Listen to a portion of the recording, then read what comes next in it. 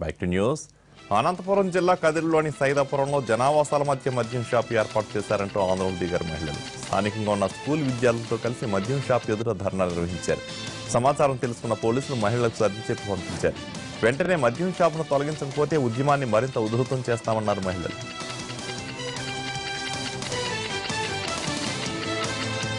ఆదిలాబాద్ జిల్లా కుంటాల జలపాతం వద్ద ప్రమాదాల నివారణకు అధికారులు నడుం బిగించారు. పర్యాటక ప్రాంతంలో యువత మద్యం సేవించడం వల్ల ప్రమాదాలు జరుగుతున్నాయని అధికారులు గుర్తించారు. దాన్ని నివారించడంలో భాగంగా విస్తృత తనిఖీలు నిర్వహిస్తున్నారు. కుంటాల జలపాతం వద్దకు వెళ్లే వాహనాలను పూర్తిగా తనిఖీ చేసి మద్యం బాటిల్ తీసుకొచ్చిన వారితోనే ధ్వంసం చేస్తున్నారు. ఈ మధ్యకాలంలో ఇద్దరు యువకులు ప్రాణాలు కోల్పోవడంతో పాటు పోకిరీల బెడద పెరగడం వల్లనే భద్రతను కట్టుదిట్టం చేస్తున్నామన్నారు పోలీసులు. వికారాబాద్ జిల్లా బోమరాస్ మండల పరిధిలో ఘోర ప్రమాదం జరిగింది. హైదరాబాద్ బీజాపూర్ అంతర్రాష్ట్ర రహదారిపై లారీ క్రూజర్ వాహనాలు ఢీకొన్నాయి. ప్రమాదంలో 3 చనిపోయారు, 6 తీవ్ర గాయాలయ్యాయి. క్షతగాత్రుల్లో ఒకరి పరిస్థితి విషమంగా ఉంది.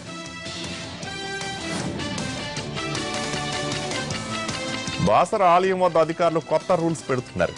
గురి పౌర్ణమి వేడుకల కవరేజ్కు వెళ్లిన మీడియాపై చిందులేసిన చైర్మన్ బయటకు వెళ్లండి అంటూ దురుసుగా ప్రవర్తించాడు. ఒక దశలో మెడపట్టి గెంటేసేంత పనిచేశాడు. పక్కనే ఎమ్మెల్యే ఉన్నప్పటికీ అలాగే రెచ్చిపోయాడు.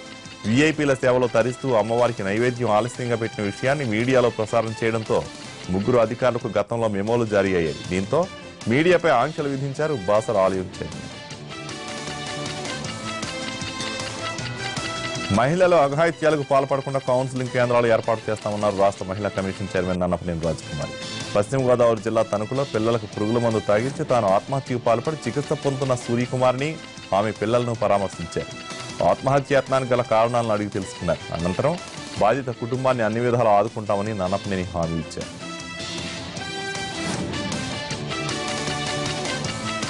లష్కర్ బోనాలు ధూంధాంగా జరుగుతున్నాయి. సికింద్రాబాద్ ఉజ్జయిని మహంకాళి జాతర నిన్న ఘనంగా జరిగింది. అమ్మవారికి బోనం సమర్పించుకునేందుకు ఉదయం నుంచే భక్తులు బారులు తీరారు. భక్తులకు ఎలాంటి ఇబ్బందులు కలగకుండా తెలంగాణ ప్రభుత్వం కట్టుదిట్టమైన ఏర్పాట్లు చేసింది. మహిమాన్విత శక్తిగా కోరిన కోరికలు తీర్చే భక్తుల కొంగు బంగారంగా ప్రసిద్ధి చెందిన ఉజ్జయిని మహంకాళిని దర్శించుకునేందుకు నగరం నలువైపుల నుంచే కాకుండా రాష్ట్రంలోని వివిధ ప్రాంతాల నుంచి లక్షలాది మంది భక్తులు తరలివచ్చారు. అర్ధరాత్రి వరకు భక్తులు బోనాలు సమర్పించారు.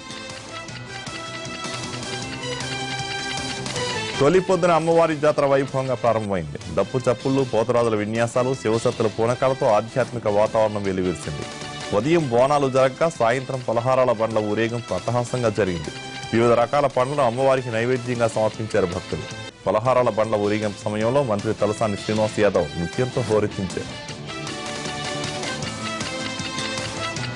ఘటాలు, శాఖ, పలహారపు పండ్ల ఊరేగింపు, పోతురాజుల విన్యాసాలు, బలిగంప అమ్మవారి ప్రధాన ఘట్టాలు. అయితే అంతకు మించిన ప్రధాన ఘట్టం రంగం.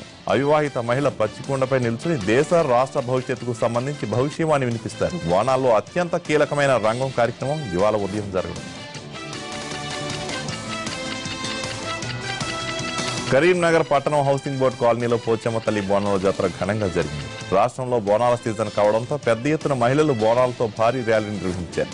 ఈ కార్యక్రమంలో మంత్రి ఈటెల రాజేందర్తో పాటు జడ్పీ చైర్మన్ తులవుమ, కరీంనగర్ మేయర్లు పాల్గొని బోనమెత్తారు. పోచమ్మ తల్లికి ప్రత్యేక పూజలు నిర్వహించారు.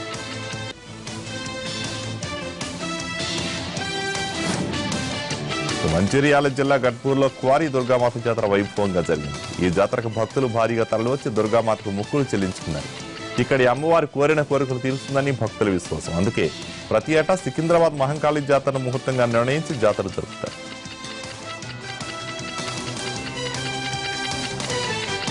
మార్కెట్లో టమాటా ధర మోత మోగిస్తోంది. కేజీ టమాటా 100 రూపాయలకు చేరింది. బహిరంగ మార్కెట్లో ఒక్కసారిగా రెట్టింపై జనాలకు చుక్కలు చూపిస్తుంది. రైతు బజార్లలో కేజీ టమాటా రేటు 70 రూపాయలకు పైగా ఉండగా ఓపెన్ మార్కెట్లో కొన్ని చోట్ల 120 వరకు ఉంది. ఇక ఈ నెల 1వ తేదీ 40 రూపాయలు ఉండగా 10 రోజుల్లోనే రెట్టింపై దిగుబడి తగ్గడం, సరఫరా లేకపోవడంతో టమాటా ధరలు పెరిగాయని అధికారులు చెబుతున్నారు.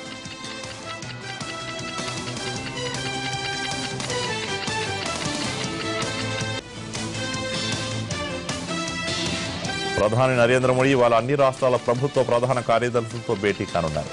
రాష్ట్రాల అభివృద్ధి ప్రధాన అజెండాగా సీఎస్ఎల్తో తొలి సమావేశం జరగనుంది.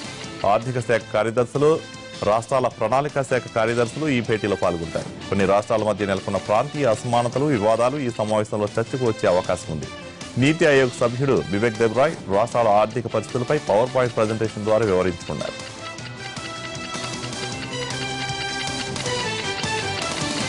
పేదల ఆహారానికి పెద్దల వాడే BMW కారుకు ఒకే రకమైన పన్ను గతంలో ఉండేదని అన్నారు కేంద్ర ఆర్థిక శాఖ మంత్రి అరుణ్ జైట్లీ. అన్నింటిపైన సరాసరిన గతంలో 14 నుంచి 15% పన్నులుండేవని, జీఎస్టీతో పరిస్థితుల్లో మార్పు వస్తుందన్నారు ఆయన. దేశంలో ఆర్థిక అసమానతల గురించి తెలియని వ్యక్తులే జీఎస్టీలో స్లాబుల గురించి విమర్శలు చేస్తున్నారని ఆయన ఆరోపించారు.